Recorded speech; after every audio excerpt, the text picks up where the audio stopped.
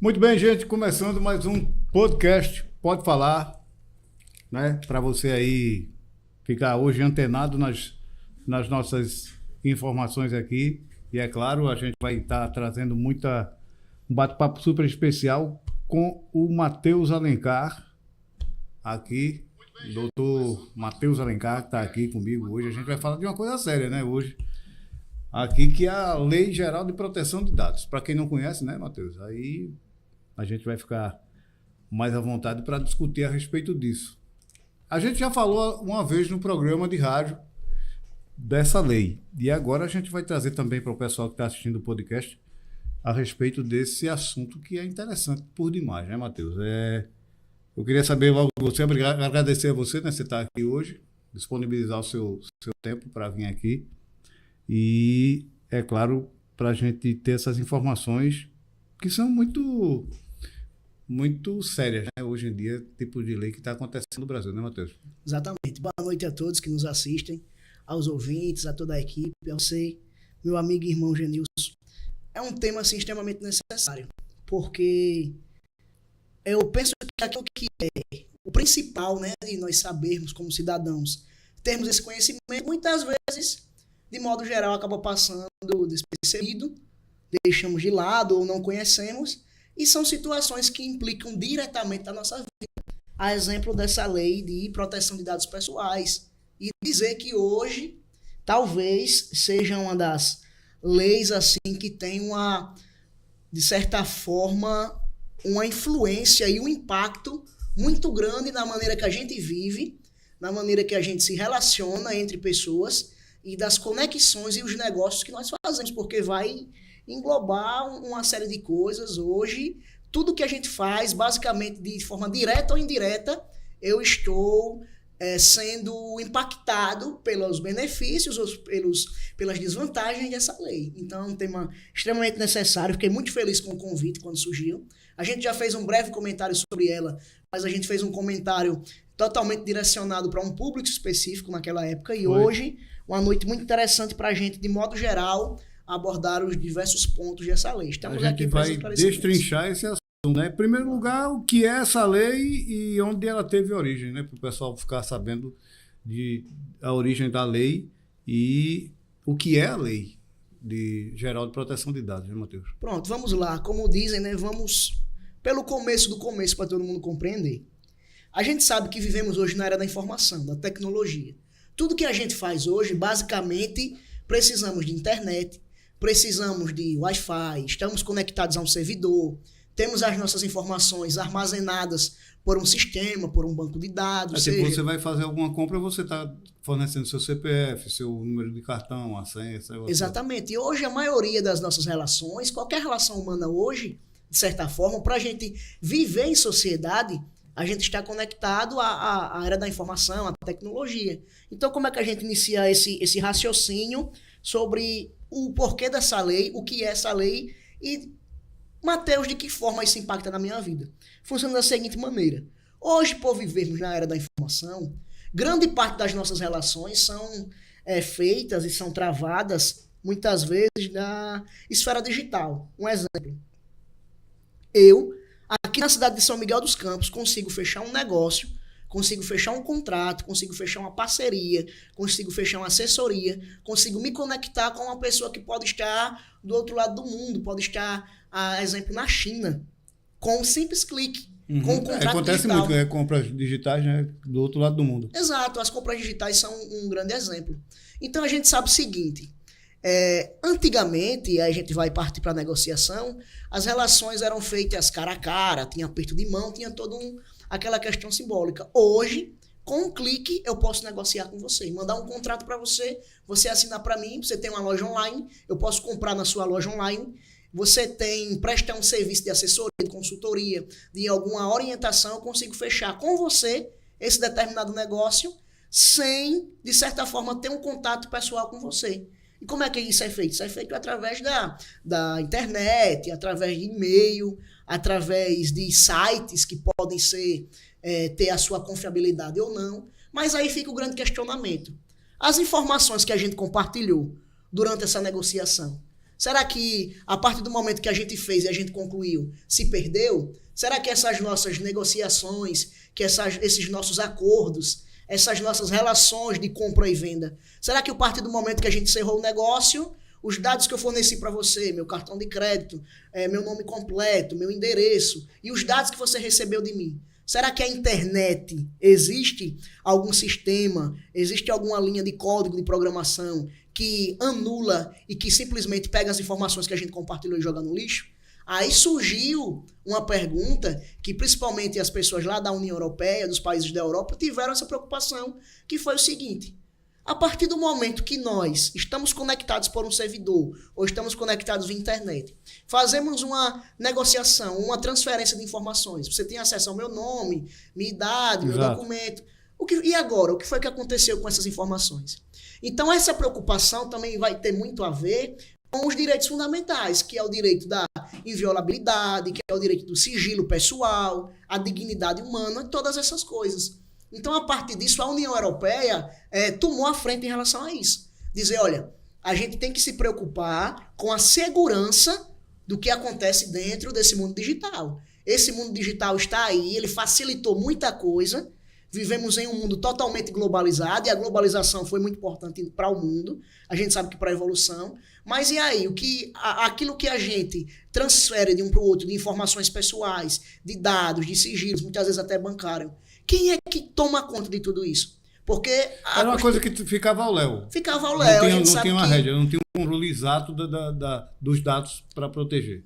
O que a gente tinha era aquela política de privacidade dos próprios sites. A gente tinha a política de privacidade de e-mail, servidores. A gente tinha justamente isso. Mas o que é que acontece? A responsabilização jurídica deve existir. Porque o principal princípio da lei é que ninguém pode ser invisível para ela. Ninguém pode viver fora da realidade legal, chamamos assim. Aí o que é que acontece? Se acontecer, durante esse envio e recebimento de informações, algum prejuízo, algum problema, quem é que vai responder por isso? Era uma dúvida que ficava no ar. Será que é a pessoa que enviou porque estava de boa vontade enviando seus dados? Ou será que a pessoa que enviou tinha que, de certa forma, fazer isso porque senão não comprava? Então a responsabilidade seria do fornecedor.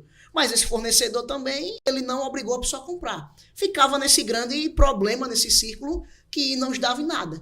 Então a União Europeia, entendendo que a globalização foi importante, mas mesmo sendo importante, deve haver uma segurança em tudo que é feito, tomou a frente. Então é originário da União Europeia. Isso, Alemanha, Inglaterra, são países que tiveram essa necessidade de proteger os nossos dados. Porque os nossos dados, eles, de certa forma, nos caracterizam. E aí, aqui no Brasil, essa lei vai surgir por conta dessa influência, dessa necessidade. A gente tem, primeiramente, um esboço, que foi uma lei que existiu e que teve, de certa forma, um impacto, que foi a primeira vez que o Brasil pensou nisso, foi o famoso Marco Civil da Internet.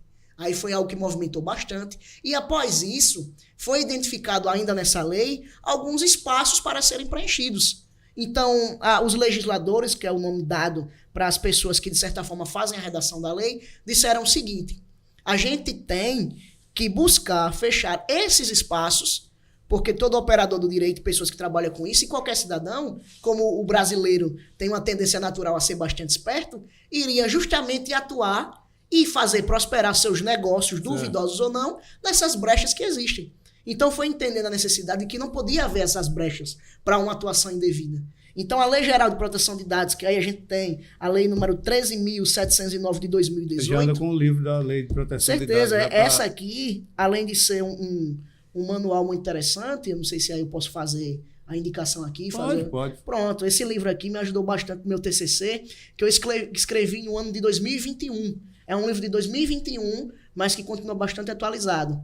Chama Proteção de Dados Pessoais, Comentários à Lei. Eu gostei muito da forma como a escritora Patrícia Peck fez, porque ela escreveu numa linguagem que se torna compreensível a qualquer pessoa. Porque quando se trata de livros de direito, a gente sabe que tem uma escrita um pouco mais complexa. É uma coisa muito complexa, né, Matheus? Algo mais você estar entendendo, o pessoal está entendendo o que você está falando, que é uma coisa que você surgiu na União Europeia. Aí o Brasil agora também está com essa lei. Está desde quando já? Desde 2018. 2018. Isso. Então agora... era no governo do Temer. Isso. Aí o que acontece? Existe algo chamado vacatio legis. O que é isso? É um período, esse termo vacatio legis significa dizer que toda lei que ela é promulgada no Brasil, existe um tempo de adaptação. Porque eu não consigo trazer uma nova realidade legal e no outro dia já cobrar que todo mundo já esteja plenamente adequado. Tanto é que estamos em 2024 e a implementação dessa lei, as empresas, as pessoas, os órgãos públicos que implementaram ainda são a minoria. Então a gente tem uma longa caminhada ainda para fazer, mesmo sendo a lei de 2018. Mas aí o que é que acontece em relação a isso? Esse livro, especificamente que eu trouxe, que foi muito base para mim, ele pega todos esses termos técnicos, expressões complexas e simplifica de uma forma que todo mundo consegue compreender. Por isso eu trouxe ele até como indicação para quem buscar. Isso daí, para quem é importante ter esse conhecimento? Qualquer pessoa que trabalhe com banco de dados, ou seja, qualquer pessoa que tenha nome, endereço, RG, CPF, de qualquer pessoa, seja uma empresa que tenha seus funcionários, sejam dos órgãos públicos que tenham dos seus servidores, Exato. Ela entra para todo mundo. Então, essa lei, o que ela é? Ela é basicamente um mecanismo, uma forma de nos proteger dessas relações digitais que nós temos, para que não exista uma lacuna de quem é a responsabilidade ou de quem vai responder. Ela serve para dar visibilidade, para que ninguém fique invisível e que possa ser punido por qualquer vazamento de dados pessoais. No caso, qual é a influência da lei no cotidiano das pessoas, a partir desse momento que ela já está aí sendo atuante? E qual é a influência dela no cotidiano das pessoas? Pronto, vamos lá. Para a gente para simplificar bastante para aqueles que nos escutam entender, é o seguinte. Quem nunca, e aí é um exemplo muito clássico, quem nunca, ao criar uma conta numa rede social, vamos olhar, Facebook, TikTok, Instagram, não apareceu aquela famosa mensagenzinha. Eu estou ciente e declaro com os termos e condições de privacidade. Eu me declaro ciente que esse determinado site usa cookies, usa formas de armazenamento. Todo mundo já assinou um desses. É aquele contrato que ninguém lê. Vai Exatamente. Lá pro final e aperta o... E aperta, só que se você for procurar o link e ver o anexo que tem ali, existe um contrato extremamente vasto, com muitas cláusulas, com muitos termos, com muitas determinações e com muitas concessões que você, muitas vezes, sem lei, sem ter o conhecimento, está aceitando. Será que outra informação? Será quem nunca? E aqui é algum exemplo que todo mundo vai se identificar. Muitas vezes eu posso estar comentando com o Genilson dizendo o seguinte: Genilson, eu tenho interesse no carro tal, da marca tal e do ano tal. Passa 5 minutos, eu abro o meu Instagram, tá lá. Aquele carro com aquela marca, anúncio. Ou então eu falo de um produto, por exemplo, eu quero comprar um relógio. Eu falo 5 minutos com o Genilson aqui. Meu celular está próximo. 5 minutos depois, quando eu abro meu Instagram, tá aquela enxurrada só daquele relógio que a gente falou. Isso daí são as nossas informações transitando. É tipo você comprar um remédio e ler a bula. Exatamente. Né? Aí você vê aí, quando a gente publica, no caso de um podcast, a gente termina o podcast, aí, por exemplo, eu publico lá o hashtag Lei Geral de Proteção de Dados. Eu coloco aquela hashtag ali. Então vai abrir vários links falando a respeito desse assunto, o pessoal vai procurar também, além de assistir o que a gente está falando aqui, na hashtag também vai estar lá a informação, você vai procurar e vai ver também outras informações. E é isso que no cotidiano a gente tem agora, né? Tem, e essas bastante. Informações. Se a gente for prestar atenção, quase todo clique, todo site, vamos dar um exemplo de um site. Quando a gente vai entrar no site, quem nunca se deparou, acho que quase 100%, praticamente 100%, a gente pode falar com convicção, aquela informação, o sistema, esse site usa cookies, aceitar todos ou rejeitar todos. Aquilo dali, quando você sabe que você está acessando pelo seu smartphone, iPhone, ou notebook, ou desktop, computador, seja lá o que for, você sabe que você tem um IP, que você está identificado ali, que através do seu endereço de IP, você pode ser inclusive localizado. Então, a partir do momento que você aceita, você está permitindo que aquele determinado site tenha informações e que com essas informações é possível lhe encontrar. Veja só que tão grande liberdade você está concedendo com um simples clique. Ou então a fazer uma conta na rede social, que você assina esse contrato famoso contrato que ninguém lê. Você sabe ali, você deu acesso muitas vezes à sua agenda telefônica, você dá acesso muitas vezes à sua galeria, exatamente. Você dá acesso muitas vezes às informações que você tem no seu celular, às suas fotografias, seja lá o que for. Então, aí a determinada empresa, a determinada rede social tem, de certa forma, todas essas minhas informações.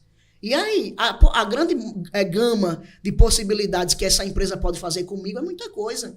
Porque hoje, para me realizar uma compra, é necessário alguns dados que são possíveis obter com esses acessos. Para mim fazer uma transferência bancária, muitas vezes é possível até com essas informações que eu tenho acesso. Para mim me colocar, me posicionar publicamente, se eu fazer uma publicação pelo meu Instagram ou pelo meu TikTok, até eu informar que fui hackeado, as pessoas vão deduzir que ali... É isso que acontece muito, que aí os seus dados estão rolando aí, de repente chega alguém e coloca um link no Instagram, como acontece periodicamente, bastante, com todo mundo, já aconteceu comigo, já aconteceu com várias pessoas, não sei com o pessoal aqui, com a Yolanda e o Bill, se já aconteceu isso com eles, o cara mandar um link, e aí nesse link, eles poderem pegar os dados e criarem um Instagram falso, exato. Né, e começarem a extorquir as pessoas. E até o WhatsApp também, já acontece muito, né? Acontece isso direto, né? Acontece frequentemente. Então, isso daí também tem a ver com esse dado que está liberado, o cara vai lá e cata, né? Vai uma pescaria, vamos dizer assim. Exatamente, porque, de certa forma, tem algo muito interessante que é o seguinte. A gente vê com isso, com esses simples comentários que a gente fez até aqui, a amplitude que essa lei tem. Então, para a gente fechar o raciocínio e concluir, qual é a influência que a gente tem dessa lei no nosso dia a dia, praticamente em quase todas as nossas relações? Ou será que ninguém dos que nos assistem não tem, no mínimo, um smartphone que teve que instalar um Instagram, um Facebook, um Twitter, um TikTok, seja lá o que for? Com certeza todos têm alguma coisa, algum aparelho, algum contato, ou então já fez uma relação pela internet. Será que muitas vezes quem nunca comprou pela internet não recebe uma nota fiscal? Agora é interessante. Às vezes você comprou um produto. Eu acho, Genilson, que a nossa tecnologia, a nossa ciência avançou tanto que a gente parou de refletir em como as coisas mudaram. Você consegue comprar um produto nos Estados Unidos, na China, no Japão, seja lá onde for, vai receber uma nota fiscal desse produto, as pessoas vão ter a sua informação e você nunca pisou na China e consegue comprar na China. Você nunca pisou nos Estados Unidos e consegue comprar. Você estava falando uma coisa muito... Você está falando de compras aí, você estava falando uma coisa muito importante para mim, que foi o seguinte, que a gente vai falar também aqui onde a lei se aplica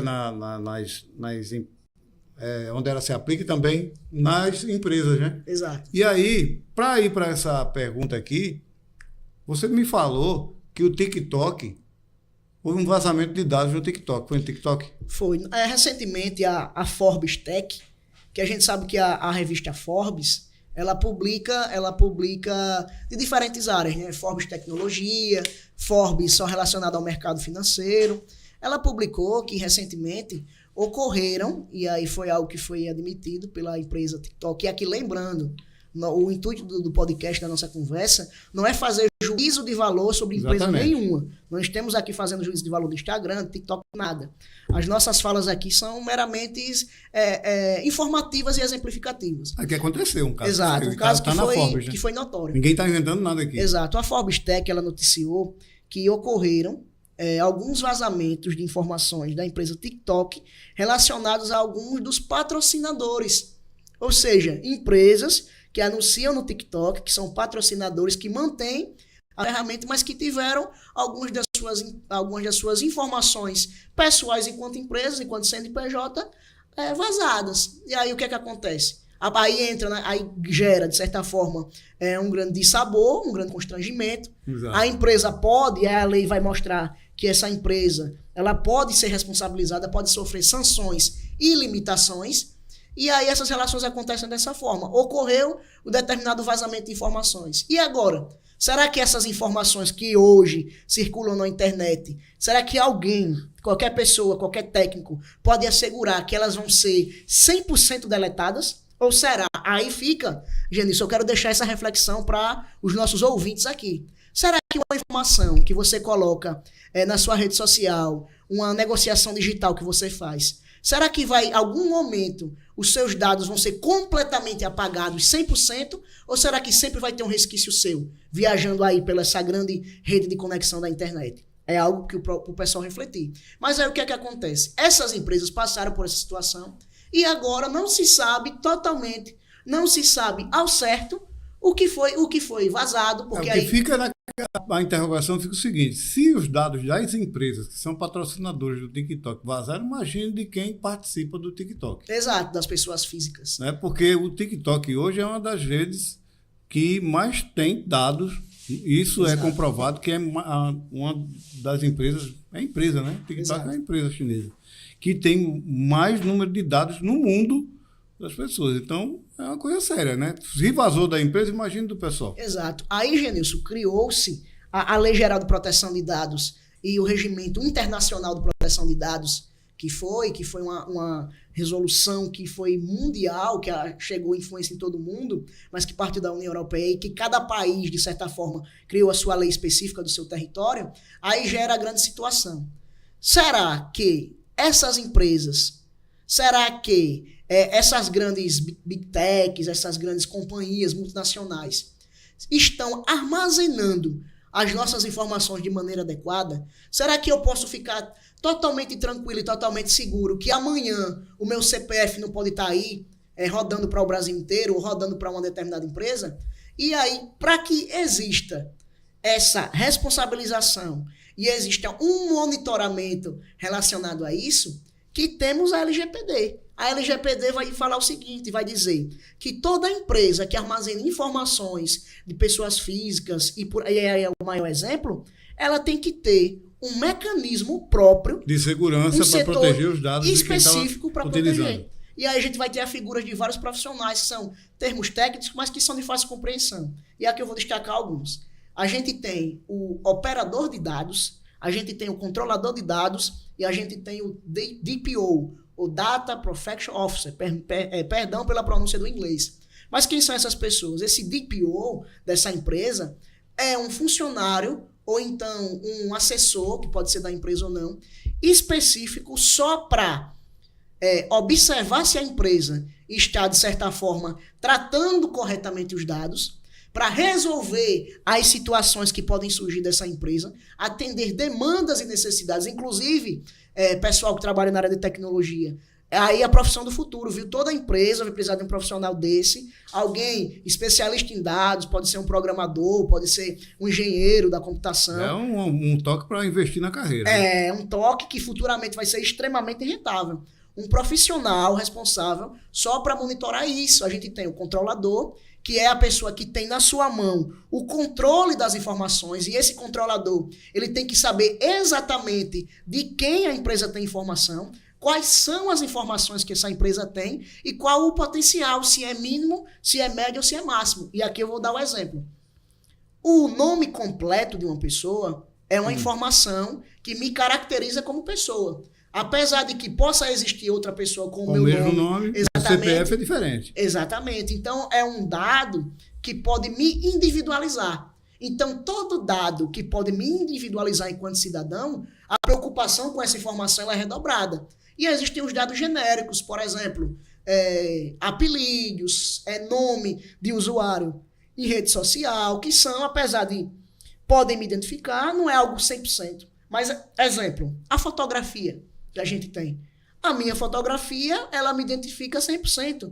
Então, ela é uma informação, é um dado que a lei vai chamar de dado pessoal sensível, que é aquele que você tem que agir com a maior sensibilidade. Porque você já tem até o reconhecimento facial, né? Exatamente. Hoje, a gente tem, por exemplo, quem usa o celular, o iPhone, a partir do iPhone, creio que do iPhone 9, do iPhone 10, ele é desbloqueado através de um reconhecimento facial. Então, se você quiser ter um iPhone, desse modelo ou superior, 100% das vezes você vai ter que fornecer o seu rosto. E é tão interessante como esse dado é preciso, que se você pegar qualquer pessoa que pode até se parecer com você e tentar desbloquear o seu celular, essa pessoa não vai conseguir. Então é um dado individualizado. Agora você imagine, em um mundo com bilhões de pessoas, Exato. existe um sistema, existe um aparelho que lhe conecta ao mundo, que consegue individualizar você como cidadão. E está aqui na sua mão. A partir daqui eu posso ter acesso. Os meus bancos principais estão aqui. Eu, como advogado, algumas informações de meus clientes também estão aqui. Aqui eu também tenho todas as minhas redes sociais conectadas aqui que me representam. Então, tem aqui minhas anotações, que são informações pessoais, que são relatórios, que são negociações. E é um dado individualizado, mas a Apple tem. Então, de certa forma, eu estou Matheus, nas mãos de... uma coisa que eu acho muito interessante que é a respeito desse assunto que a gente está discutindo aqui hoje, falando a respeito dessa Lei Geral de Proteção de Dados, que, como você falou aí no início, que começou na União Europeia, né? Essa preocupação por essa segurança com as pessoas, que o europeu sempre tem essa conotação de ter essa preocupação, e inclusive as empresas também. Aí a gente vem falando hoje porque nós vivemos num mundo hoje que a alta tecnologia, como você também explanou, está aí das Big Techs, e nós temos aí também em governos que são aqueles projetos de armamento, projetos que acontecem direto. Você sabe que por motivos de guerra acontece sempre isso. E tem hoje aquela parte também, vamos dizer assim, de governos terem cuidado com os seus projetos militares também. Exatamente. E se isso vaza, né, é também outra preocupação. Eu acho que também uma das preocupações também da União Europeia a respeito desse assunto também é a respeito disso daí, de armamento de guerra. Porque até, você ter ideia, nós estamos vivendo aí guerras lá fora, né, da Ucrânia com a União Soviética, a Rússia. Aí também tem aí o Israel sendo atacado, mas ninguém sabia, algumas pessoas não ficavam atentas às coisas, só sabendo de guerra, que Israel é detentor até agora de 80 bombas nucleares. Então, você vê sempre países tipo Rússia, né, a Coreia do Norte, sempre esses países que têm esse armamento nuclear, mas ninguém sabia, assim, por alto, que também Israel é detentor de bombas nucleares. Então, hoje que você vê naquela guerra ali é só uma informação básica, mas essas informações foram vazadas depois. Então, isso também deixa o poderio nuclear, hoje em dia, que o medo maior da humanidade é esse poderio nuclear. Então, vaza-se também esse tipo de informações, né, Matheus? E é perigoso, né? Exatamente. Hoje a gente sabe que, apesar de que a alta cúpula de cada determinado país, ela tem as suas reuniões secretas, as suas conclaves, por assim dizer, existem inúmeros contratos que são assinados digitalmente. Contratos de fornecimento de material, contrato de fornecimento de equipe técnica de preparação, contratos de empresas terceirizadas que prestam serviço militar ou consultoria militar. A gente sabe que hoje, grande parte dos contratos são contratos, de certa forma, digitais. Inclusive, muitas das pessoas hoje, e isso em qualquer relação, pode até tentar se recordar qual foi a última vez, só em casos específicos, que assinou pessoalmente um contrato, que pegou aquela papelada e assinou. E isso vale também para os países. O que é que acontece hoje? Interessante falar, um ponto muito legal, que em relação a questões de segurança nacional, soberania nacional e aos governos, a Lei Geral de Proteção de Dados ela é levada de outra forma. Ela é levada de uma maneira na qual os determinados governos não precisam, e aí a gente sabe por uma questão de soberania nacional de segurança, eles não precisam deixar 100% às claras não, aquilo que eles estão fazendo. Ou seja, a Lei Geral de Proteção de Dados... Dá só uma parte só plana para a pessoa estar entendendo ali mais ou menos, mas o profundo mesmo não sai. Essa Lei Geral de Proteção de Dados aqui, ela vem tratar mais das relações entre particulares.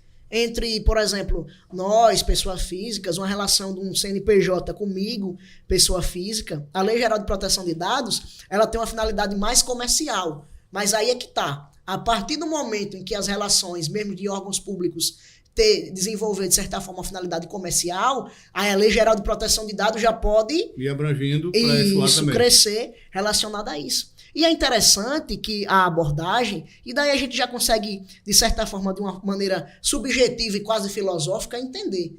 A Lei Geral de Proteção de Dados, ela cuida mais das nossas relações comerciais, que visam o lucro, que visam o retorno, os nossos dados pessoais e como eles podem ser usados. E aí vale um esclarecimento e um ponto que eu trouxe até no meu trabalho de conclusão de curso. Inclusive, qualquer coisa, quem tiver interesse, e a gente pode até abordar aqui ainda, eu falei no meu trabalho de conclusão de curso sobre os recentes vazamentos em massa. Ou seja, não de um determinado número X de pessoas, mas de metade da população, Muitas por exemplo, pessoas, né? de muitos. Então, quem tiver interesse depois pode até enviar um e-mail, mandar um contato, que aí, a depender, se a gente perceber que a finalidade é realmente científica e de compreensão, eu posso estar disponibilizando esse meu trabalho. Mas aí a gente entra nesse ponto. Mas no caso desse negócio de vazamento de dados, aí, por exemplo, a empresa, eu tenho uma empresa, como você falou aí, que tem que ter essa responsabilidade das pessoas estar ali no Exato. campo da tecnologia, tomando conta e se adequando a isso para não prejudicar a empresa. Aí, no caso, a empresa vazou esse dado. Certo. Aí, cabe a ela me indenizar. Se eu entrar na justiça, como é que eu posso entrar na justiça se uma empresa dessa vaza o dado? Como é que eu vou saber que o dado foi vazado por ela? Se eu estou me prejudicando, é claro que eu vou estar me prejudicando, porque meus dados vão estar rolando aí à torta e à direita. E como é que eu faço para pedir a indenização dessa empresa que vazou meus dados? Excelente. Pronto, vamos entrar nesse ponto. No meu TCC, que apesar dele ter sido escrito em 2021, mas uma preocupação que eu tive foi escrever ele pensando em quem fosse ler daqui a anos. Então, a maneira que eu escrevi em 2021 foi pensando em quem iria ler ele em 2024, 2025. Algo que eu tratei foi sobre os vazamentos. Vamos dar o primeiro exemplo. Eu vou dar 2 exemplos. Um vazamento individual e um vazamento em massa. Ocorreu recentemente, e aí são informações que ninguém nega, agora na pandemia, no momento do auxílio emergencial, e aqui retornando, não é juízo de valor sobre como foi feito, mas ocorreu a necessidade do auxílio emergencial de ter informações sobre milhões de brasileiros. E aí foi algo constatado, pode pesquisar em G1, em sites de extrema confiança, dizendo que o CPF de milhões de brasileiros acabou caindo nas redes.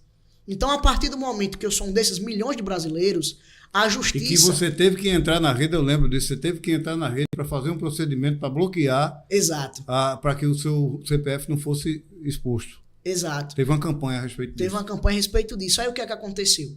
Em relação aos vazamentos em massa, a justiça, e aí pode ser a justiça estadual, pode ser a nível nacional, como os tribunais superiores, STJ e STF, eles fixaram uma condenação coletiva do determinada empresa, do determinado órgão do governo, em milhões e milhões de reais.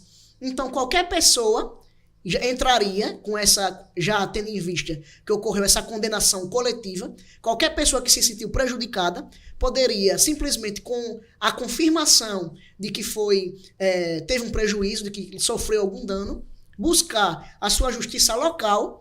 E aí, através da defesa, através da atuação de um advogado, buscar uma indenização por conta disso, para justamente reparar esse prejuízo pessoal que sofreu. Aqui é o primeiro exemplo, estamos traçando sobre algo de um vazamento coletivo, como ocorreram várias vezes. Inclusive, pessoal, muito provavelmente, e aqui não é teoria da conspiração, nem é sensacionalismo, muito provavelmente o seu CPF... de você que nos assiste, já é de conhecimento, ou de alguma empresa que você não deu, ou então de algum órgão do governo que você nunca foi lá, nunca esteve lá, mas eles têm todas as suas informações. Não é teoria da conspiração, brincadeiras à parte. Porque os dados já foram vazados e todo mundo já tem. Exatamente. Aí o que acontece? Nesse primeiro exemplo, tendo essa condenação coletiva, se torna mais fácil, porque você vai simplesmente comprovar que aquilo ali existiu e buscar junto à sua justiça local a sua indenização de responsabilização. É porque tem um amigo meu que ele tem os dados dele foram vazados e aí chegou uma fatura de R$12.000 no cartão de crédito dele. Ele ganha bem, né? Ganha bem, mas ele chegou para mim e disse, meu irmão, chegou a minha fatura, tinha R$12.000 e eu fui atrás de prejuízo. E ele descobriu que os dados dele tinham sido vazados e aí ele procurou a justiça para entrar para ser ressarcido a respeito desse assunto, para não se prejudicar, né? Porque Exato. o banco estava cobrando a ele. Ele não Exato. fez esse procedimento, mas para provar que não tinha sido ele disse que deu trabalho. Exato, foi um grande caminho.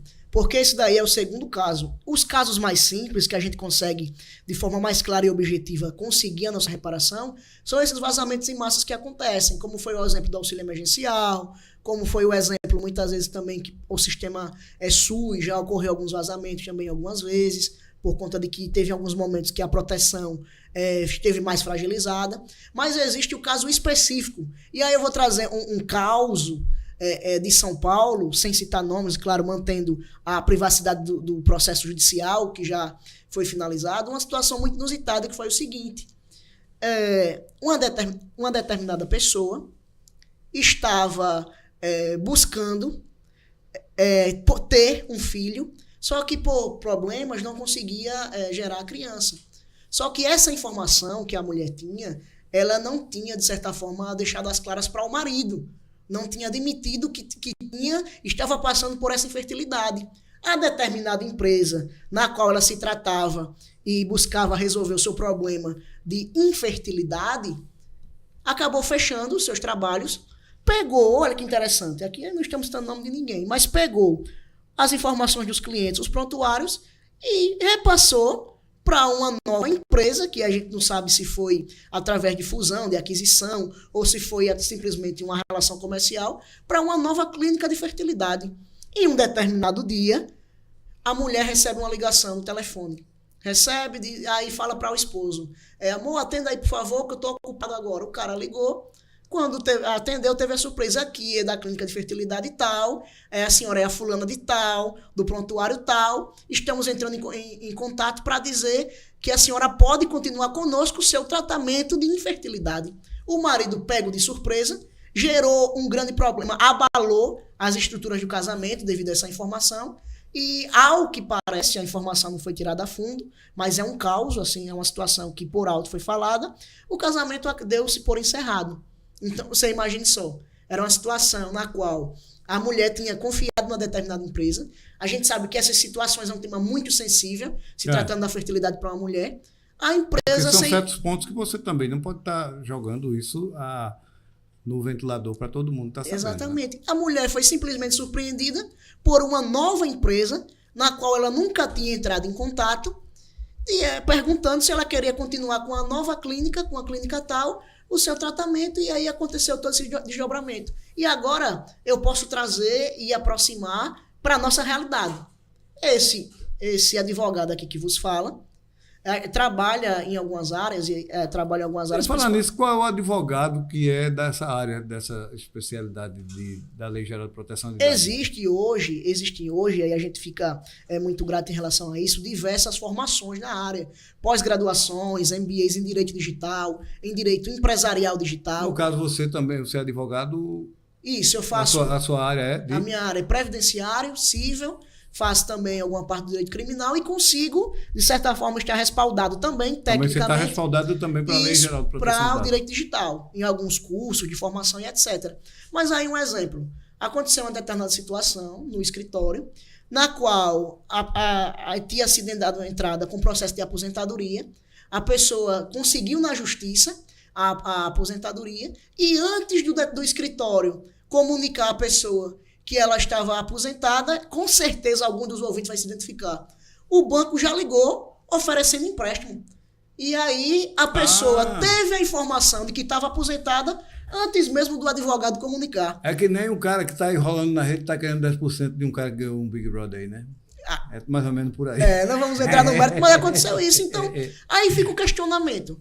Como é que uma empresa bancária que não tem vínculo nenhum com a autarquia previdenciária, está sabendo que a pessoa já está sabendo que a pessoa já está aposentada e já está oferecendo empréstimo? Quer dizer, o menino vai nascer, o cara já está comprando. E aí, quando a gente foi comunicar, senhor fulano de tal, o senhor está aposentado, muito sucesso, felicidade, pode vir aqui para organizar tudo, para ir até a agência receber, dizendo, doutor fulano de tal já estava sabendo que estava aposentado, inclusive já tem um empréstimo de 15 mil reais liberado se eu quiser pegar agora. É porque tá aí, você o advogado, você fez o procedimento todo para aposentar a pessoa. Só quem está sabendo é você, o sistema previdenciário e a pessoa. Exato. Cliente. E de repente o terceiro é o banco, no caso, né? A terceira pessoa da conversa toda é o banco. Aí já liga para você para oferecer tudo.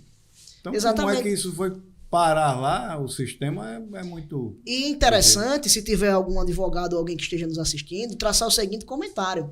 A gente sabe que sempre que um benefício ele é aprovado, ele geralmente é direcionado para a pessoa receber em um determinado banco. Exato. Eu não falo aqui desses bancos maiores que nós conhecemos, e aí todos conhecem esses bancos maiores. Eu não estou falando desses bancos que têm um alinhamento ou um convênio com o governo. Estou falando de bancos digitais. Justamente, tem uma questão... Eu passei por uma questão trabalhista, até hoje ainda rola, mas é o seguinte, quando o advogado do sindicato ao qual a categoria é pertencente, ele ligou para a gente e ele comentou, olha, vocês podem receber pelo banco do Bradesco, e se vocês não tiverem Bradesco, vocês podem receber pela Caixa Econômica Federal. Então, ele instituiu, dentro do processo, os bancos onde a gente poderia receber. Mas, mediante essa situação que você falou aí, nenhum banco chegou para a gente para falar a respeito disso. Olha, vocês ganharam a questão, tal, não sei o que. Então, isso aí foi sigiloso entre as partes e também aonde seriam depositado a quantia. Nesse caso aí, houve uma certa pressa, né, dos dados aparecerem logo para a pessoa ser cliente do banco, né? Exatamente. Porque o dinheiro chega logo, né? E a pessoa quer pegar com certeza. logo. E algo muito interessante é o seguinte, mais uma vez, pessoal, não é teoria da conspiração. É interessante frisar isso, porque sempre, Genilson, que a gente fala direito digital, inteligência artificial, também que é um tema ótimo e que eu gosto muito, estou bem aprofundado no assunto, parece algo assim muito série da Netflix, né? Algo muito distante. Que isso daí não é verdade, não. É impossível que já esteja nesse ponto de tecnologia. Pessoal, não é teoria da conspiração, não.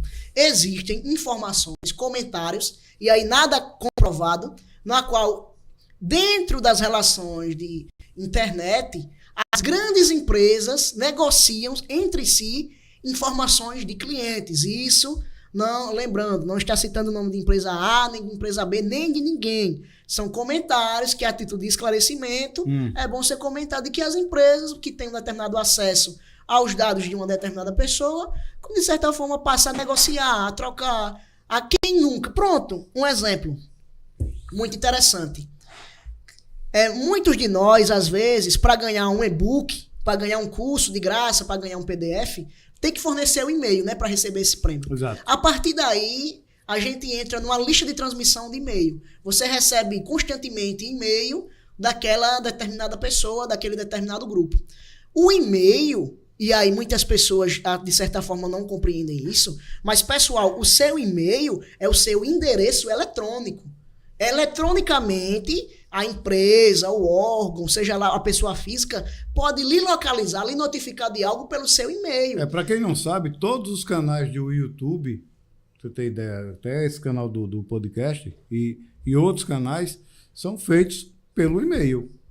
Só é liberado o canal no YouTube quando você tem uma conta de e-mail e é liberado no YouTube para você fazer o canal. Exato. Então, a chave para esse caminho é o seu e-mail. Então, e aí, o que é que acontece? A partir do momento que é fornecido o seu e-mail, e aí vale o questionamento, e não é para deixar ninguém pensando, nem muito reflexivo em relação a isso, não. É só para, de certa forma, despertar uma curiosidade.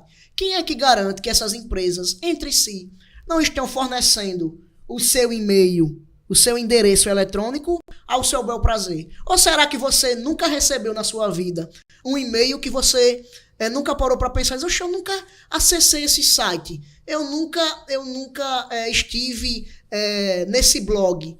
Como é que eu recebo um e-mail dessa fonte?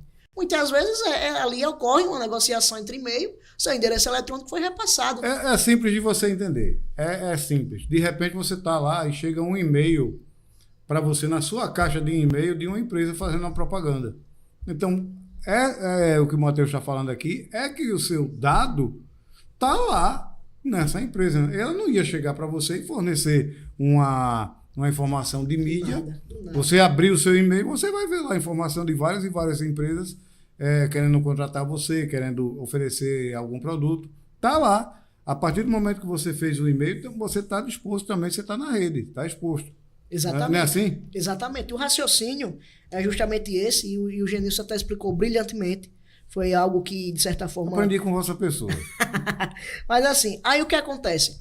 Então, de certa forma, pessoal, depois de tudo isso que foi conversado, a gente já consegue ver o panorama e como é vasta a atuação dessa lei.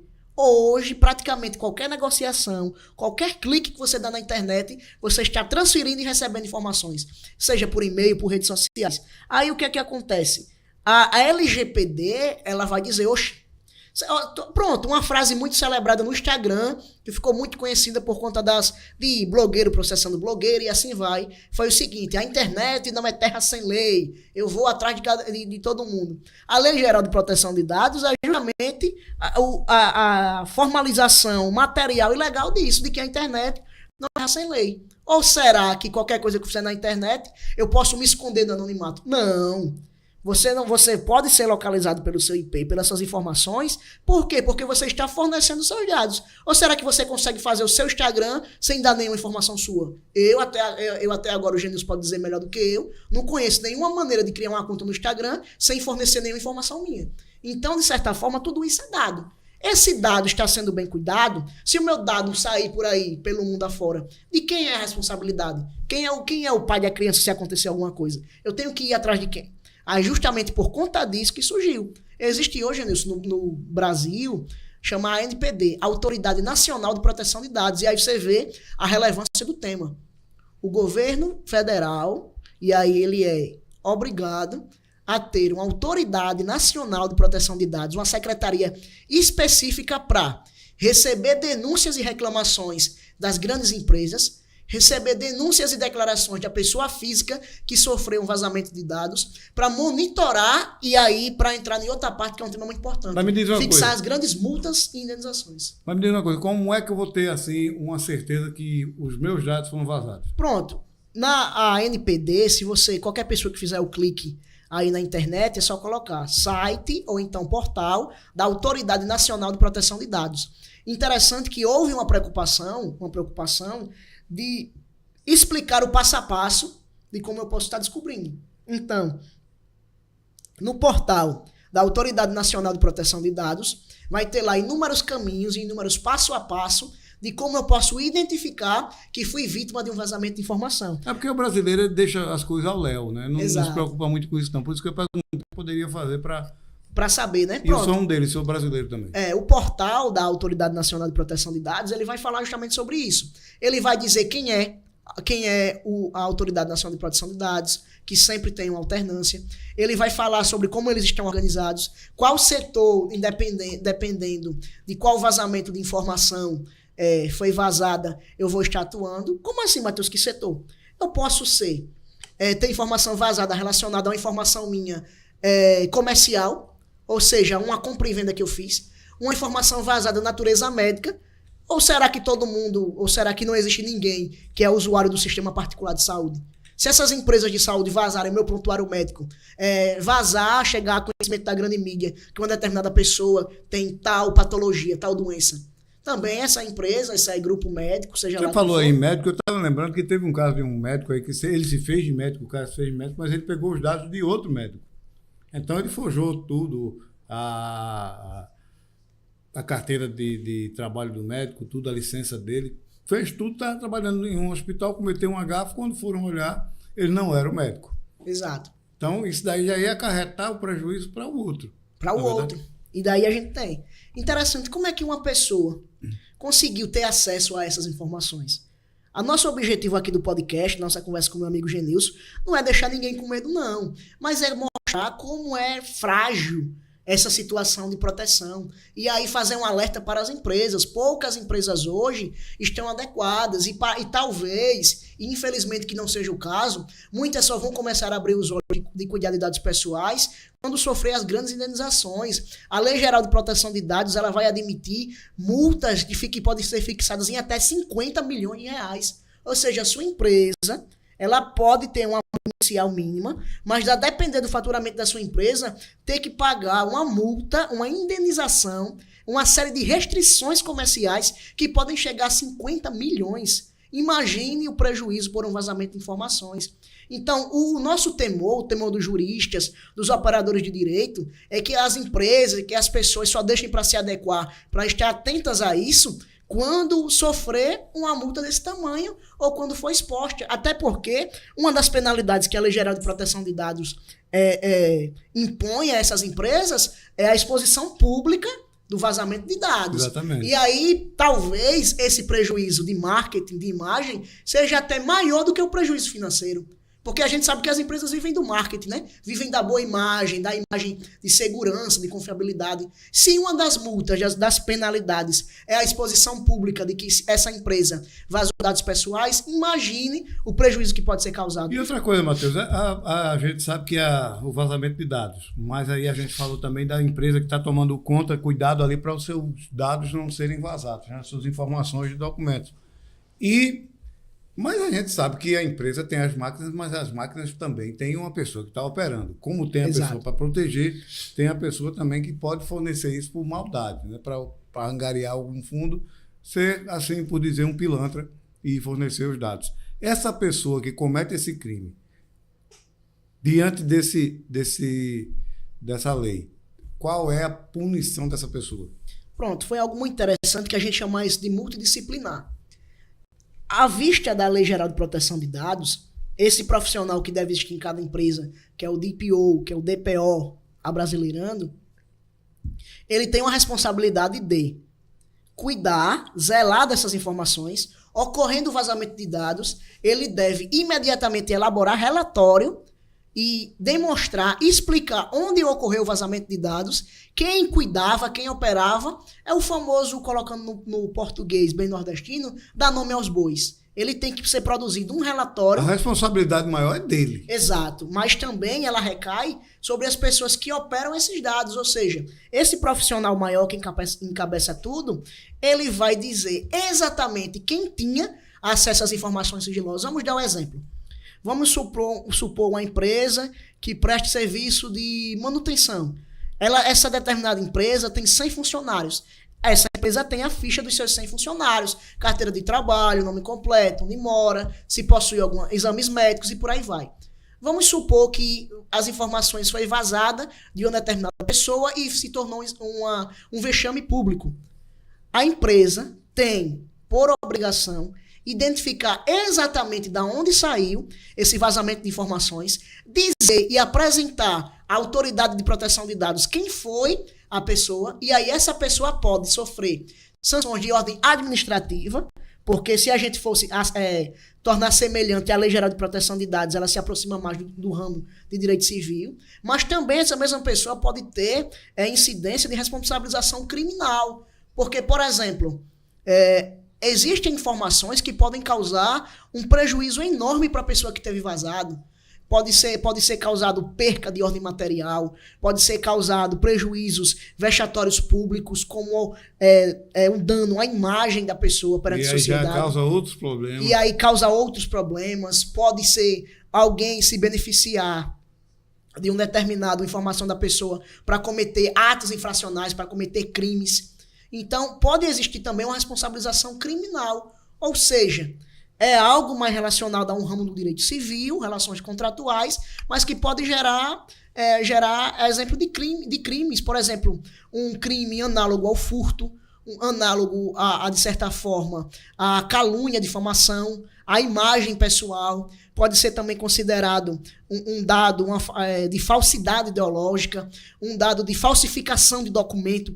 A exemplo que foi colocado aí. Se eu pego a identidade de uma determinada pessoa com os dados da pessoa e passo a querer ser ela, assumir a vida dela, aí é crime de falsidade ideológica. Ou seja, eu vou ser responsabilizado criminalmente, eu posso ser preso por isso. Isso acarreta vários danos, né? O financeiro, o público e também o de saúde mental, né? Que a pessoa, quando passa por esse tipo de situação, como esse meu amigo, ele chegou a ter depressão. Exato. Porque não é muito fácil, não é fácil você estar sendo acusado de uma coisa que você não cometeu. Exatamente. Né? Porque até se provar que ele não tinha feito essa compra desse valor. Caminhada. É uma longa caminhada. Infelizmente, a gente tem hoje ainda uma lei, isso surgiu, né, essa lei, mas em termos de justiça no Brasil ainda é muito devagar. É bem devagar. É bem devagar. Isso aí é público notório, todo mundo sabe disso. Ninguém está falando aqui. Alguns apressam as coisas, mas outros não. É mais devagarzinho. Mas hoje esse tipo de dano causado com esse vazamento de dados, Matheus. Hoje você tem assim um cálculo mais ou menos de porcentagem no Brasil de vazamento de dados?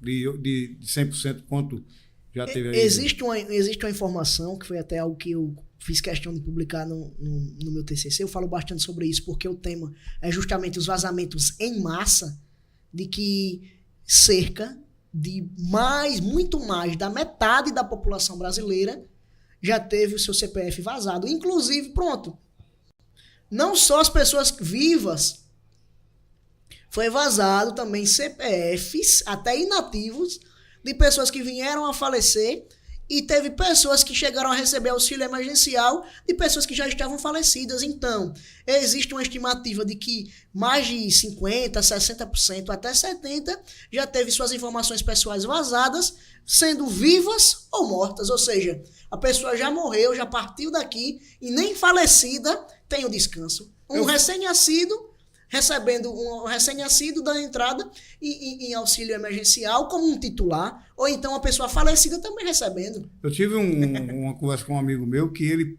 paga a conta de energia dele, ele usando o CPF do proprietário da casa.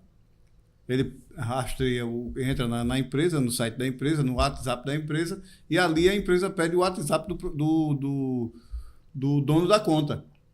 E aí ele coloca o CPF do dono da conta, não dele, mas do dono da conta. Eu cheguei para ele e disse: meu irmão, para começar você está errado. Porque você está utilizando o CPF de outra pessoa. Tudo bem, é o dono da casa onde você mora, mas está errado. O procedimento certo é você ir lá na companhia energética. Exato. E você transferir essa conta para o seu nome para que fique o seu CPF. Porque, de repente, acontece correto. Quero que você me explique se eu estou certo. Mas você está fazendo ali o uso do CPF da outra pessoa e, de repente, esse CPF é usado para um fim, como aconteceu com esse meu amigo, desse cartão dele. Fim lícito, né? Você pode levar a culpa. Exatamente. Não é isso? Exato. O que acontece é o seguinte: existem dados pessoais, existem informações que é aquilo que eu disse, que são mais genéricas, que podem ser de qualquer pessoa, mas existem os dados que a lei traz um termo chamado dado identificável. O que é isso? É um determinado tipo de informação que somente uma única pessoa vai ter aquela informação. Qual é o maior exemplo clássico, pessoal? O nosso CPF. O CPF é um exemplo clássico. Não vai existir nenhum brasileiro, até o presente momento eu não conheço nenhum caso, de 2 brasileiros que compartilham o mesmo número de CPF. O que acontece? Esse dado ele é individualizado. Então, a utilização dessa informação, seja o seu, que é alguém que você teve a sua informação vazada, alguém está usando o seu CPF, ou você está usando o CPF daquela pessoa, você está usando um dado identificável, ou seja, a Justiça Federal, a polícia, seja militar, civil, seja a polícia, de certa forma, a nível nacional, Polícia Federal, é um dado identificável. Então, ela vai diretamente com foco totalmente naquela pessoa, porque foi identificável. Então, você pode se tornar, sem querer, vítima de crime, cúmplice de crime, ou então o criminoso. E aí, Gênesis, eu fiz uma seguinte reflexão. Ao tempo que essa surgiu e que debatíamos ainda, muita gente disse que isso era inútil. Veja só, como é que algo como isso, que vai tratar de tantas relações, de tantas situações, é inútil? Não, pessoal. Ela é extremamente necessária, porque ela garante essa proteção. Ou será que é para você ter uma informação sua, ter a sua vida prejudicada, a sua informação circulando e você achar graça de tudo isso? Não existe. Então, esse dado pessoal identificável, ele pode ser usado de várias formas.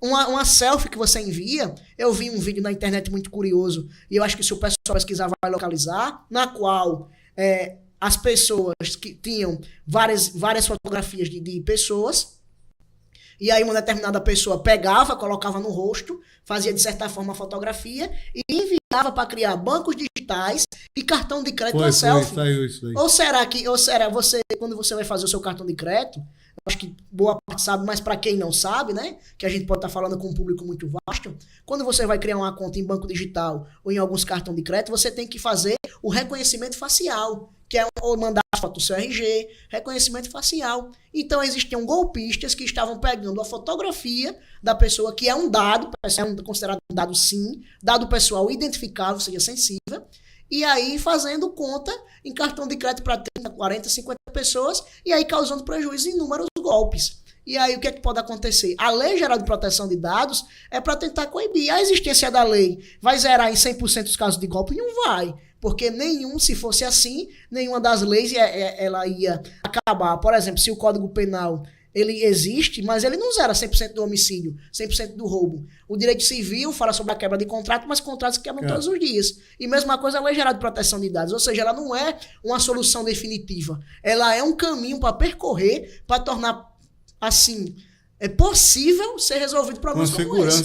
Com segurança. E ainda tem pessoas que, de certa forma, ignoram. Diz que é algo muito do futuro, é muita teoria da conspiração, é muita questão de filmes, de alguma coisa até hollywoodiana, mas não é, pessoal. Informação, inclusive tem bancos que futuramente vão fazer o reconhecimento facial não mais pelo rosto, mas pela íris do seu olho. Olha que interessante. Exato. Através da sua câmera frontal, da íris do seu olho, você vai desbloquear um banco. E aí é algo que está totalmente dentro da sua realidade. Matheus, a gente tem também um projeto lá na Assembleia de Deus, você está por dentro também, você também está lá, né? Mas se você puder contar, né, a respeito do que acontece lá na Assembleia, que são 7.000 congregantes. Então, hoje, as grandes denominações também estão cuidando dessa Exato. Proteção de dados. Eu queria que você explicasse também para o pessoal o que é que acontece em termos de igrejas que têm grande aglomeração de pessoas que estão lá congregando e por que é que tem também esse cuidado da igreja com essa Lei Geral de Proteção de Dados. Pronto, muito interessante. Ela vai abarcar também igrejas, clubes, pode ser desportivos, associações. Por exemplo, a torcida tipo o Flamengo, o Corinthians vai ter também esse negócio? Todas as empresas têm que ter. Por exemplo, como ela já tem a informação ali armazenada, ela vai ter que criar os mecanismos de proteger as informações que ela já tem. Mas vamos entrar nesse tópico aí, a exemplo das igrejas, uma realidade próxima da gente. Vamos pegar o seguinte exemplo. A gente tem aqui o exemplo da Igreja Evangélica Assembleia de Deus, exemplo de São Miguel dos Campos. A convenção estadual teve uma preocupação de estar protegendo os seus membros em relação aos vazamentos de informações. A gente sabe que existem muitas igrejas, não só a Assembleia de Deus, né? Várias denominações evangélicas ou até de outras vertentes religiosas, exato. Tem informações de fichas de membros, endereço, telefone, todas essas coisas. Então, houve uma preocupação de como essas informações também estão sendo cuidadas e zeladas para que haja uma proteção dos fiéis daquela determinada religião, para que, através de algo da igreja ou de qualquer outro clube, agremiação, associação de moradores, não venha causar também esses prejuízos, não só às empresas, né? Porque a lei não vem dizer a respeito só de empresas, não. Vem dizer a respeito de toda CNPJ, qualquer lugar, agremiação, associação, igreja, que tenha informações de um determinado grupo de pessoas. Pode ser 5, pode ser 10, pode ser 50 ou 100 mil. Mas aí o que é que está acontecendo? A igreja, e aí é um ótimo exemplo para que fique registrado, teve uma preocupação de criar um mecanismo de cadastramento, de assinaturas, de colheita de assinaturas, de explicação aos membros que os dados estão sendo armazenados. Porque todos os congregantes da igreja são cadastrados no sistema da igreja. O que o Matheus está falando é isso. Então Exatamente. Tem também os dados do pessoal lá na igreja. Então, aí essa necessidade surgiu até dentro desses grupos. Então, a igreja está nesse período. Aqui eu trago um exemplo aqui local, de adaptação, de registro, para que tudo seja feito da forma mais segura possível para garantir. E aí, a exemplo da igreja, o processo está acontecendo dessa determinada forma. Fazer o levantamento das informações que tem, se as informações estão sendo atualizadas ou não. Também ver a questão de que se há pessoas que continuam, pessoas que saíram, pessoas que faleceram, dados que, de certa forma, não precisam mais ser armazenados. A exemplo das pessoas que falecem, né? A gente tem uma recorrência de pessoas que todos os dias pessoas morrem, falecem. Então, não há necessidade de mais de uma informação da pessoa que já partiu. Então está existindo essa atualização, sendo dado ciência aos irmãos da responsabilidade de que é fornecer as suas informações, e a igreja está passando por uma adaptação.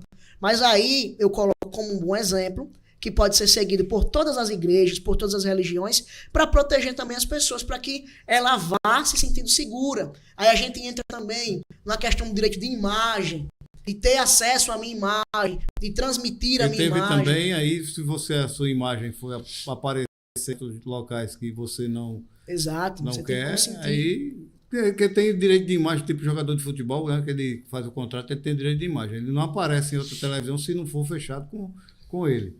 E se pegar a imagem, tem que colocar alguma autorização, foi autorizada pela empresa fulano e tal, a exibir a imagem do jogador.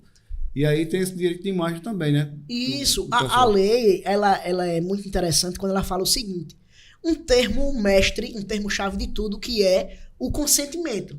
E aí, como é que a gente pode explicar esse consentimento?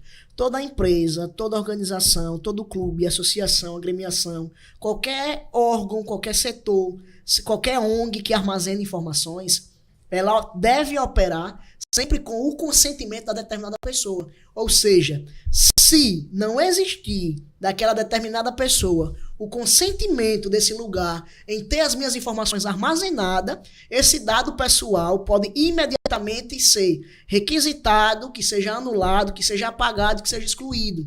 Se eu chegar em um determinado lugar e solicitar que as minhas informações pessoais sejam excluídas, elas devem ser imediatamente excluídas, porque o fundamento, a base principal da Lei Geral de Proteção de Dados é o consentimento. Eu tenho que consentir, eu tenho que permitir. E aí a gente traz novamente o retorno do diálogo, que é aquele termo de consentimento que a gente clica, que a gente assina antes de entrar em qualquer lugar. Será que você nunca se perguntou por que eu devo consentir? Por que eu tenho que permitir alguma coisa se é uma rede social que todo mundo tem? Justamente por conta disso. Aí, pessoal, é a história que não lhe contaram, é aquilo que não lhe explicaram. Por exemplo, eu estou aqui, aí chega um blogueiro desse famoso e filma a minha pessoa, me abraça, tal, não sei o quê, sem consentimento meu. Exato. Existem, por exemplo, as diferenciações. Eu posso tacar no processo? É uma dúvida que muita gente pode ter. Existem as seguintes considerações. Vamos lá falar sobre a amplitude do lugar, que foi até um exemplo que a gente trouxe até uma outra conversa nossa, mas que é muito interessante trazer de novo. Vejam só, se eu estou em um determinado... Vamos trazer o exemplo de um show artístico, onde tem ali 50 mil pessoas. A pessoa grava um stories, e ali grava um stories, aparece uma multidão ali, você está num ambiente público, com diversas pessoas que você sabe que em algum momento ou outro a sua imagem pode aparecer. Geralmente quem gosta de aparecer é quem tá disse a mulher que ia dormir em casa, mas que saiu, né? Tipo São João. Disse a mulher, vou dormir em casa, e depois aparece nas histórias do povo. Esses tipos de aglomerações dá-se um conhecimento, um fato notório, de que em algum determinado momento você pode estar aparecendo. Pronto, naquele tipo do caso do pai da Eloá, que aconteceu o sequestro dela lá em São Paulo, né? E exato, de repente apareceu a imagem dele lá, só que ele estava sendo procurado pela Justiça Alagoana. Exato. Né? Aí deram o cata nele. E inclusive, mas aí foi uma imagem que apareceu. Mas sem consentimento dele, eu estou querendo saber isso aqui. Uhum. Ele poderia processar a empresa que fez a exibição da imagem dele? Poderia processar a partir do momento que não existe esse tal consentimento. Aí a gente tem esses exemplos das grandes aglomerações, na qual, porque, vamos trazer um exemplo. Eu estou aqui num determinado show artístico, gravo um stories, aparecem 5 pessoas. Se as 5 pessoas me processarem, aí ninguém vai conseguir mais gravar nada, né? Desfrutar de nada. Mas ali é um local aberto, um lugar público. Agora, por exemplo, vamos dar um exemplo aqui de nós que estamos no estúdio. Estamos aqui conversando, mas estamos um total de 4 pessoas, junto com a equipe que está nos acompanhando. Se eu, em um determinado momento, chegar aqui, tem uma determinada pessoa nesse lugar, eu tiro uma fotografia dessa pessoa, publico, sem a pessoa saber, exploro a imagem dessa pessoa tô entendendo, com uma finalidade comercial, com uma finalidade lucrativa, e aí a pessoa não me consentiu, não me autorizou, aí nesse caso eu posso. É o que acontece hoje muito, que tem muito blogueiro aí, que tem muito blogueiro aí que pega qualquer imagem, por exemplo, viu aquele dali engraçadinho aí, porque para ganhar o like, aí ele filma, por exemplo, o cara tá varrendo ali a rua e tá dançando de um jeito diferente, ele vai lá e pega o cara, coloca na rede social para ganhar like. Isso aí é o correto? Exato. Existem muitas situações. Pronto, vou dar um exemplo. Eu creio que todo mundo conhece o humorista chamado Defante. O Defante, ele viralizou um meme que todo mundo, com certeza, no Natal publicou essa frase. Valeu, Natalina. Todo mundo falou sobre isso. Valeu, Natalina. Porque ele chegou até um determinado rapaz que estava vendendo, creio que era doces na rua, e aí era próximo ao Natal, e aí ele disse com o rapaz, mande uma mensagem natalina. Aí o rapaz disse bem assim, valeu, Natalina. Achando que Natalina se referia a uma determinada pessoa. E aí esse meme ficou famoso, rodou, correu em vários programas, e aconteceu, a informação que se tem, e aí é o que pode ser apurado depois, é que o rapaz, em determinado momento, acabou processando o Defante, porque, de certa forma, teve uma exploração comercial da sua imagem sem um devido repasse. E aí, pessoal, como é que eu devo saber se eu posso ser processado ou não? Para ninguém ficar com dúvida. Você vai fazer uma análise objetiva da finalidade da imagem que você fez. Eu vou explorar comercialmente aquilo que eu fiz, ou é uma finalidade meramente pessoal, meramente jornalística, meramente, de certa forma, própria, para acervo pessoal? Então eu tenho que ver isso. Se for uma exploração comercial, o consentimento é importante, mas aí é um tema muito sensível, que a gente só tem como fazer a análise, que nem todo advogado diz. Só consigo dizer se depende, só consigo dizer se não é, com a situação fática. Mas, de linhas gerais, se houver uma exploração, eu tenho que ser consentido a utilizar a imagem dessa pessoa. Mas se for uma finalidade meramente pessoal, própria, existe uma maior liberdade em relação ao espaço amplo e com a grande aglomeração de pessoas. Ninguém vai andar por aí preocupado não de não registrar seu momento. Teve um caso também, que para dar uma explicação assim também desse assunto, que teve um caso aqui em São João, que o cara foi assaltado, levaram o celular do cara. E ele foi para a delegacia. Como a gente está falando de dados, né? Uhum. Aí toda a polícia civil do Brasil todo tem o seu CPF. Exato. Né? Aí o que acontece? Ele chegou na delegacia e foi prestar queixa. Quando ele chegou lá, pegaram os dados dele, perguntaram o nome que tinha acontecido. Quando deu o CPF, o escrivão que estava de plantão, puxou o CPF e estava lá o cara sendo procurado por estupro em São Paulo. Lá mesmo ficou. Acontece bastante. É um caso extremamente comum, viu? Aí onde os dados servem também para coisa boa, por causa disso, né? Que está acontecendo aquilo dali, o cara pensa que está de bem bom, como aconteceu com esse caso do pai da Eloá, e teve outro caso também que o cara estava em um certo local, aí onde a gente se refere a isso, e filmaram o rapaz. Exato. A polícia foi lá e prendeu ele. Buscou ele processou o local onde ele estava, porque ele foi preso. Porque os dados dele, ele não estava liberando o dado de imagem dele. Aí ele processou o local e foi preso, né? Exatamente. Pronto, algo muito interessante, mas que já torna perto da gente essa realidade. Colocando, pessoal, que esse rapaz era um meliante. Exato. Algo muito interessante que deixa muito claro. Será que você nunca entrou numa loja, você que está nos assistindo, e tinha assim, sorria, você está sendo filmado? Ou então, ambiente... Tem a plaquinha aqui. Pronto, exatamente. Você está se adequando ao direito de imagem. Porque o que é que acontece? Algo que de certa forma a lei vem falar, vem sobre o anonimato dessa informação. Há algum problema em ter dado armazenado de alguém? Não há problema nenhum, não. Uhum. O problema é como eu armazeno e o que é que estou fazendo. Agora, se você chega em um determinado ambiente e diz assim, ambiente monitorado, aquela pessoa, ela sabe que o que acontecer ali, o que ela fizer, a imagem dela vai ser divulgada e está sendo utilizada. Então, ela não foi pega de surpresa. Então, o ato de você informar que o ambiente é monitorado já deixa a pessoa ciente se ela quer entrar ou não. Porque se eu fixar na minha porta, a minha casa tem câmera de monitoramento, qualquer visita que chegar ali, ela vai saber que vai ter no meu circuito interno a sua imagem.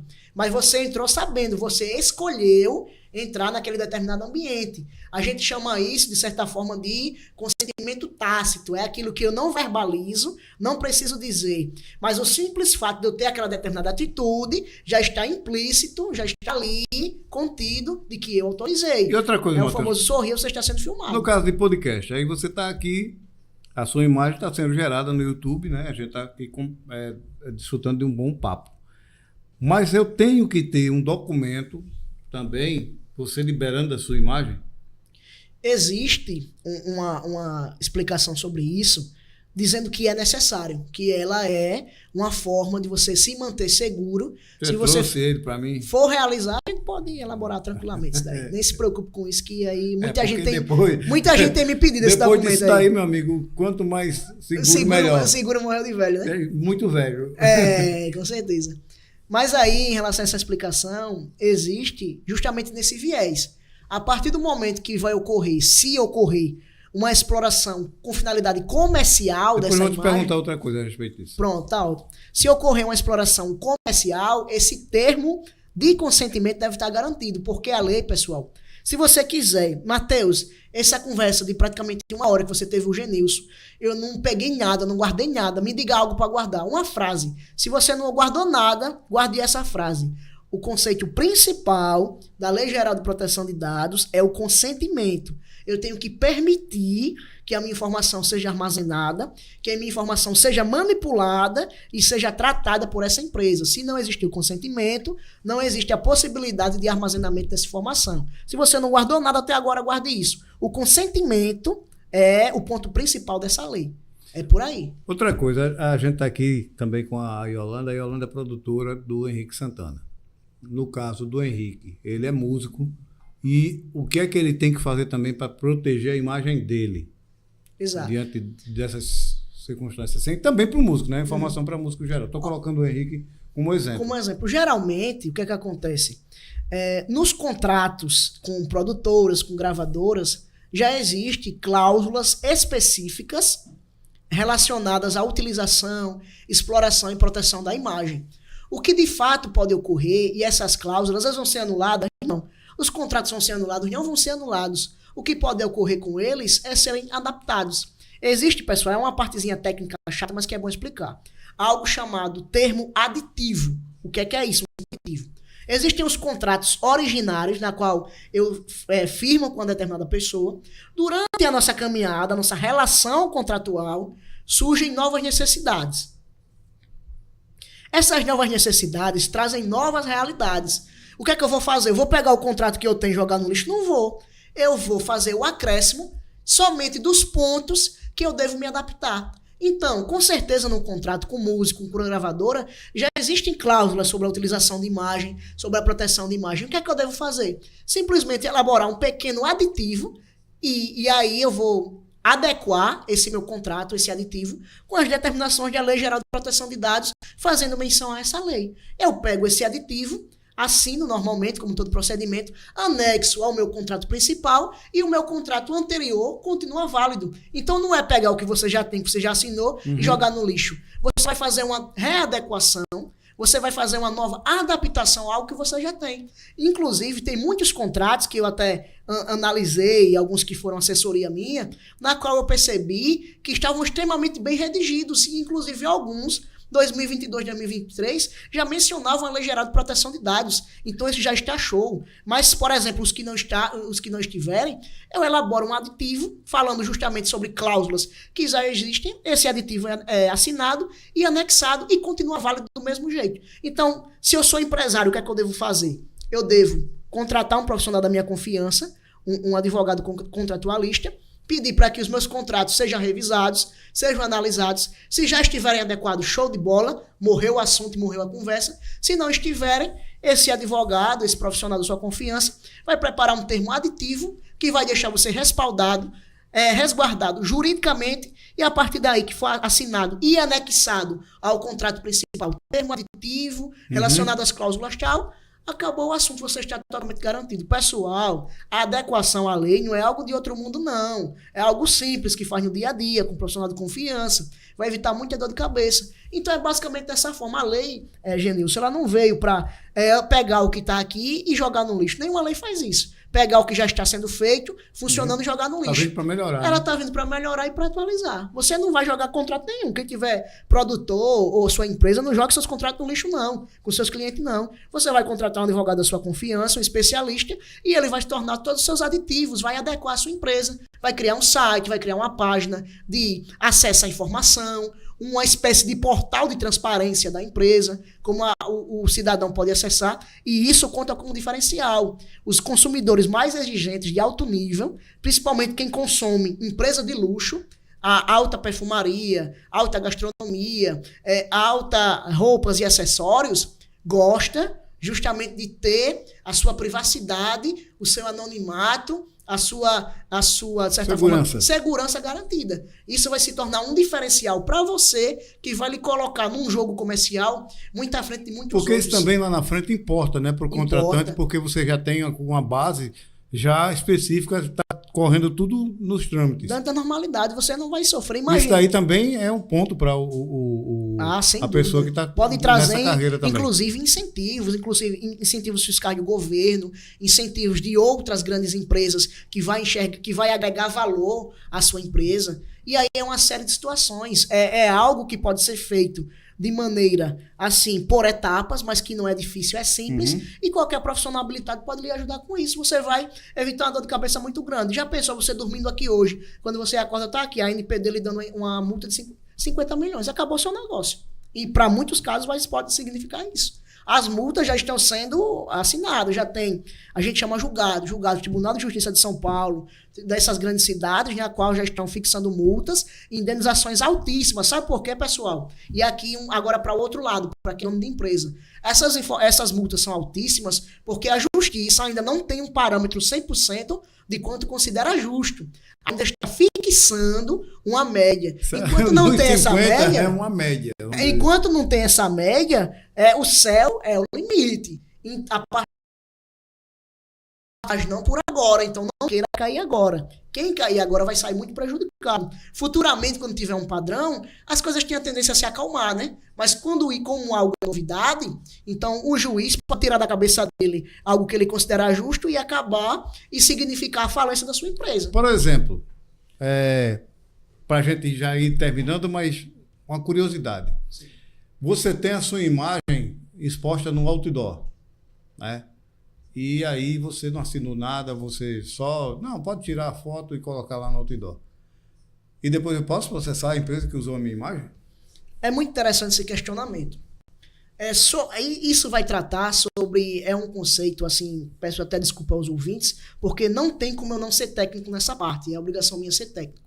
Existe algo dentro da relação contratual, e eu posso falar com a propriedade porque eu tenho algumas formações nessa parte, que é sobre a forma de um contrato. Será que um contrato ele tem um modelo pré-pronto, que um contrato só pode ser daquela forma? Existem pensamentos que não. Que, por exemplo, uma conversa de WhatsApp que eu consiga verificar e atestar que realmente é aquela pessoa que tenha data, local, objeto, pagamento, se existe pagamento, e escolha de foro. Uma conversa pelo WhatsApp pode ser considerada um contrato válido. Estamos na era da informação. Todas as nossas relações, muitas vezes, são feitas tecnologicamente. Então, você pode ter consentido, você pode ter permitido a exploração da sua imagem por uma conversa, por um contrato, por um recado que você escreveu, e aí depois você requerer, não vai. Se você, de alguma maneira, consentiu, seja num contrato padrão, com todos os moldes, ou em uma conversa mais informal, mas que existe registro digital, registro público, registro testemunhal, que muitas vezes a pessoa vai conversar com a outra para colocar em um outdoor, e tem 2, 3 pessoas. Ali é uma prova testemunhal de pessoas que viram a negociação acontecer em tempo real. Então, tá tranquilo, mas... Aí aqui sendo o chato, né? Sendo o chato, para você se respaldar, seja você quem for, empresário ou não, é importante você sempre ter esse termo de consentimento pronto, documento escrito, com data, local, objeto, qual a finalidade da exploração da imagem da pessoa e informações complementares. É aquela famosa história. Se tratando no sentido de você ser processado ou não, é melhor você pecar pelo excesso de segurança do que depois ser prejudicado. Depois tá pagando o preço. Exatamente. Mas existe uma regra formal, muito dura, fechada? Não. Existem coisas hoje que nós fazemos, negociações, conversas, que se tiverem objeto, local, forma que vai ser realizada, é um contrato.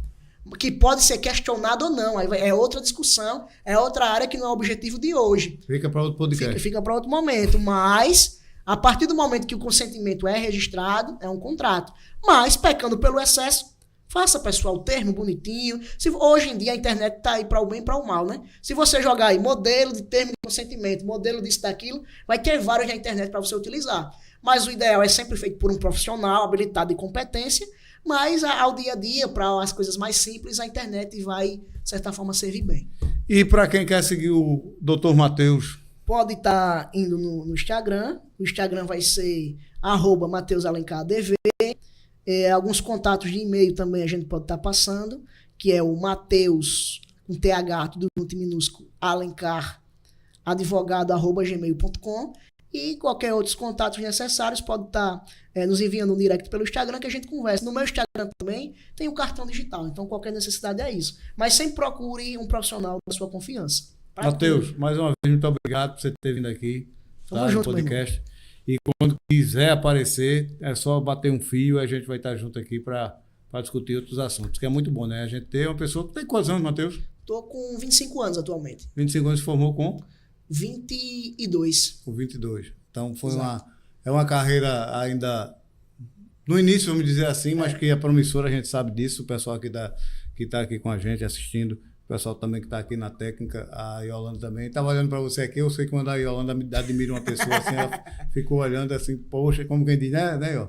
Poxa, esse menino vai longe. Então, Deus abençoe sempre e sucesso. Uma ótima noite ao pessoal, também agradecer a equipe que esteve conosco acompanhando, nosso amigo e irmão Genilson, que a gente já tem uma conversa, uma troca para falar sobre assuntos bons há muito tempo. Quando a gente vê sempre aquela confraternização. E uma boa noite a todos os ouvintes. Qualquer dúvida, qualquer coisa, estamos sempre à disposição de todos para a comunidade miguelense e Brasil afora. Tamo junto. Obrigadão, gente. Grande abraço para todo mundo. Valeu aí. O podcast Pode Falar tá aí aberto para todo mundo assistir e vai ter muito mais ainda para vocês, tá bom? Valeu. Brigadão.